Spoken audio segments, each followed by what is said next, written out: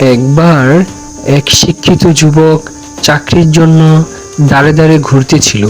হঠাৎ সে চিড়িয়াখানার একটি চাকরির বিজ্ঞপ্তি দেখতে পায়। সে সেখানে যায় চাকরির জন্য ইন্টারভিউ দিতে। চাকরিদাতা বললেন, আপনি আপনি কোন পর্যন্ত পড়াশোনা করেছেন? যুবকটি বলল। আমি মাস্টার্স পাস করেছি।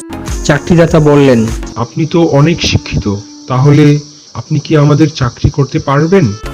যুবকটি বলল। হ্যাঁ, পারবো, অবশ্যই পারবো। চাকরিদাতা বলল, আপনাকে চিড়িয়াখানায় বাঘ সেজে বাঘের অভিনয় করতে হবে। যুবকটি বলল। হ্যাঁ, আমি পারবো। এরপর যুবকটি বাঘ সেজে চিড়িয়াখানায় প্রবেশ করলো। অনেক দর্শনার্থী সারাদিন তাকে দেখত আর সবাই আনন্দ পেত। একদিন যুবকটি বাঘ সাজা অবস্থায় একটি সিংহের মুখোমুখি হলো। সে অনেক ভয় পেয়ে গেল। সে ভাবলো, সিংহ এবার আমাকে খেয়ে ফেলবে। সিংহটি তাকে লক্ষ্য করে বলল, বন্ধু, তুমি ভয় পেও না, আমি জানি তুমিও আমার মতো মানুষ।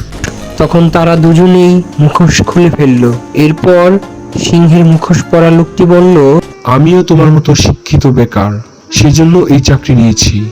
এরপর তারা মুখোশ পরে আগের মতো বাঘ ও সিংহের অভিনয় চালিয়ে যেতে লাগলো।